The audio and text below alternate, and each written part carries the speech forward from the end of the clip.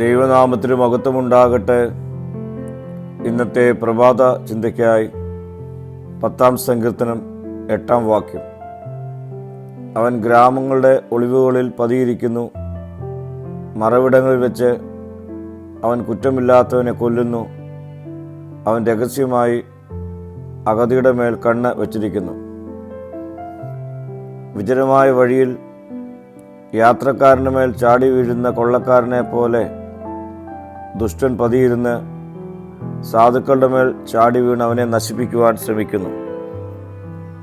ആരും സഹായിക്കുവാനില്ല എന്ന് കരുതുന്ന സാധുക്കളുടെ മേൽ ദുഷ്ടൻ കണ്ണ് വച്ചിരിക്കുന്നു. നമ്മുടെ ചുറ്റും പതിയിരിക്കുന്ന ദുഷ്ടൻ എപ്പോഴുമുണ്ട്, എവിടെയുമുണ്ട്.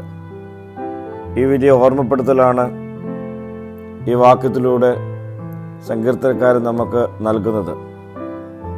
കർത്താവ് നമ്മോട് കൂടെ ഉള്ളപ്പോഴല്ലാതെ നാം സുരക്ഷിതരല്ല.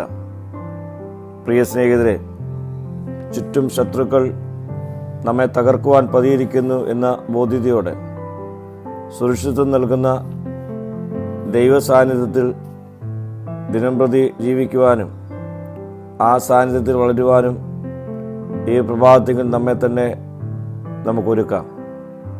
പ്രാർത്ഥിക്കാം. കർത്താവേ, ദുഷ്ടൻ്റെ വലയിൽ വീഴാതെ എന്നെ തന്നെ സൂക്ഷിക്കുവാനുള്ള കൃപ എനിക്ക് നൽകണമേ.